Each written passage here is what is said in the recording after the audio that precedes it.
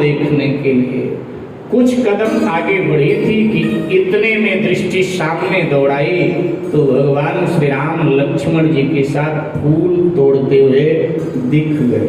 और जैसे भगवान श्री राम पर इसकी दृष्टि गई तो बावरी आज सचमुच में बावरी, कदम रुक गए, मुंह खुला का खुला, आंखें खुली की खुली, शरीर की अवस्था का भान भूल गई, अपलक निहार रही है सरकार।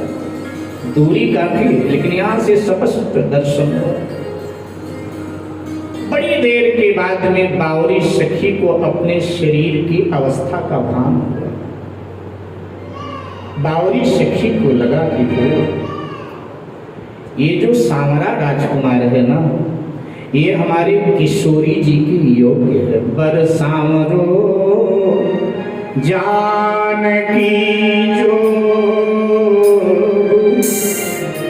ये जो सांवरा राजकुमार है ये हमारी सीता की योग्य, जोड़ी बड़ी अच्छी है। फिर विचार किया, मैंने तो सीता के लिए इस राजकुमार को चुन लिया, लेकिन बात तो तब बनेगी ना जब सीता भी इसको पसंद करे। ये तो मेरी पसंद है ना, जब सीता भी पसंद करेगी हाँ मेरी योग्य है, बात तो तब बनेगी।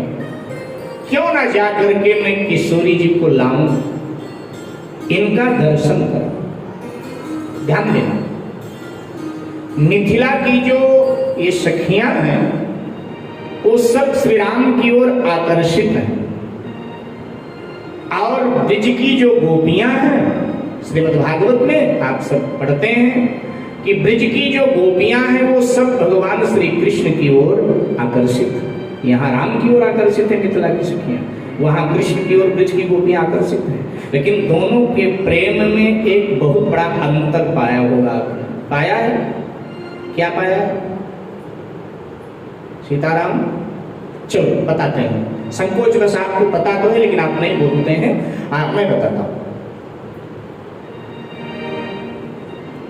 ब्रज की जो गोपियां हैं तो भगवान श्री कृष्ण को देखकर उनकी ओर आकर्षित हैं। वो कृष्ण को अपने लिए चाहती हैं कि कृष्ण मुझे मिल जाए। लेकिन मिथिला की जो सखियां हैं वो परमार्थ के उच्च श्रेणी में बैठी है, इसलिए मिथिला की हर सखी यही चाहती है कि राम जी हमारे सिया जी को मिल जाए। आगे वर्णन आता है कि वो मान मनौती मांगती हैं कि मैंने जीवन में जो भी पुण्य किया है, हे देवताओं उसका फल हमें दे दो कि किशोरी जी को राम जी मिल जाए, राम जी का विवाह किशोरी जी से हो जाए। ये सब तुलसीदास जी ने सुना तो तुलसीदास जी ने मिथिला के सखियों से पूछा, अरे पगलियों, हमारे समझ में बात नहीं आती, तुम अपने लिए राम जी को मांगती तो बात समझ में आती, लेकिन तुम कह रहे हो कि सीता जी को राम मिल जाए। तो अगर राम जी सीता जी को मिल गए तो तुम्हें क्या लाभ होगा? मेरे भाई बहन, मिथिला की सखियों ने कहा, बाबा बहुत बड़ा लाभ होगा। क्या लाभ होगा? बोले, अगर किशोरी हमारी राम जी को ब्याही गई तो विदा होकर अयोध्या जाएगी। अच्छा, हर पिता त्योहारों पर अपनी बेटी को बार बार बुलाता है, तो जनक जी किशोरी जी को बार बार जनकपुर बुलाएंगे और राम जी बार बार किशोरी जी को विदा कराने आएंगे। हमें बार बार भगवान का दर्शन होता रहेगा। बस इससे बड़ा और लाभ क्या हो सकता है कि बार बार जीव को ब्रह्म का दर्शन होता रहे। और अगर ऐसा नहीं हुआ तो इनका दर्शन दोबारा हम लोगों को संभव नहीं होगा। तो हम तो दर्शन की प्यासी हैं, हमें दर्शन होता। तो बावरी सखी को लगा कि मैं जाऊं। और अब बावरी सखी उल्टे पांव मंदिर की ओर सब अर्ध विक्षिप्त है, आधा होश में है आधा बेहोश। चुनरी जो सर पे थी ना वो सर से खिसक कर कंधे पे आ गई, आधी कंधे पे आधे जमीन में लटक रही है, धूल में सन गई है। और एकदम ये भागी भागी आई। किशोरी जी आंख बंद करके जगदम्बा का ध्यान कर रही थी, एकदम हिलाने लगी। किशोरी हो किशोरी, सुनो सुनो, देवी माँ का ध्यान बाद में करना, इनका पूजन बाद में करना।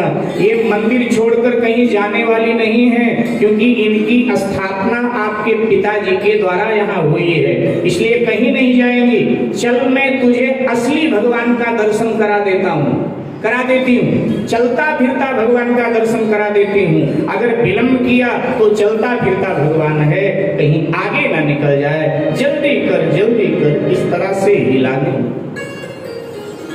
बड़ी देर के बाद में किशोरी जी ने आंख खोला और आंख खोलकर जब इसकी ओर देखा तब तक ये बोलकर मौन हो, फिर खो गई उसी दर्शन में। ध्यान आया भगवान का, फिर वहीं खो गई। किशोरी जी ने कहा क्या हुआ रे, अभी तो तू अच्छी भली गई थी, अरे ये क्या हालत बना के आ गई, ये आंखों में आंसू क्यों, क्या कह रही थी बता, मैंने ध्यान से सुना नहीं, बता। अब बुलवाने लगी कि बोल बोल, तो बोल ही नहीं रही, सिस्कियां लेकर के रो रही है बस। सीता जी ने कहा अरे क्या हुआ तुझे, कुछ बाधा है या पीड़ा है, राधे श्याम रामायण से, कुछ बाधा है या पीड़ा है, सदमा है या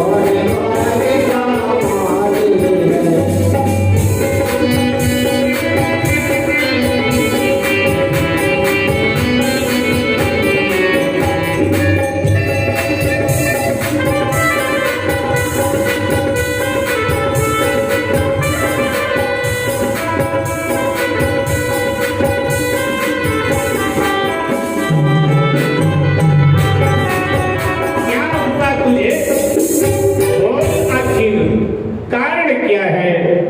तब राधे श्याम जी की बावरी सखी बोल देती है कि मुझको न दर्द है सदमा है, कुछ रोग न कुछ बीमारी है, कुछ रोग न कुछ बीमारी है, कुछ रोग न कुछ बीमारी है।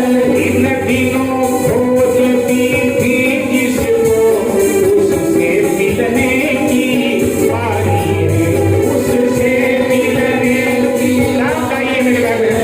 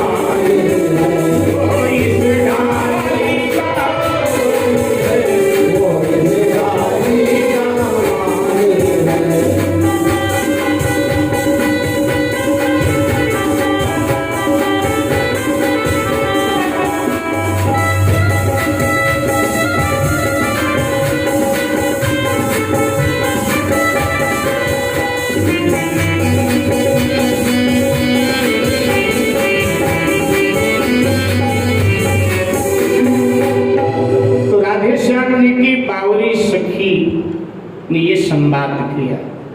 गोस्वामी जी की बावरी सखी क्या कहती है? जब सीता जी ने प्रश्न किया कि क्या हुआ तुझे, तो गोस्वामी जी की बावरी सखी कह देती है कि देखन बाग उमर दुइया और मैं किशोर सब भांति सुहार, श्याम गौर की कहाँ बखानी, गिरा नयन नयन बिनवा। इतना ही बोलकर कि दो राजकुमार, एक सांवरा है एक गोरा है, बाग देखने आए हैं। जिन्होंने देखा है उन राजकुमारों को, उनके पास वाणी नहीं, वो बोल नहीं सकते, और जिनको बोलना है उन्होंने देखा ही नहीं है। गिरा अनयन, जिह्वा को बोलना है लेकिन जिह्वा ने उन्हें देखा नहीं। आंखों ने देखा है सखी, लेकिन आंखों के पास वाणी नहीं। कैसे बता? माने ब्रह्म अवर्णीय है, ब्रह्म का पूरी तरह से वर्णन नहीं किया जा सकता। और जब बहुत सीता जी ने कहा कि नहीं नहीं बता बता, तब बावरी सखी ने कह दिया, आइए मिथिला की भाषा में कुछ पंक्तियां गाते हैं, भजन के माध्यम से सुनते हैं, पंक्तियां समझ में आएंगी सभी के, इसलिए सब लोग गाइएगा। मिथिला ने सखी अपनी भाषा में बोली कि सखी बगिया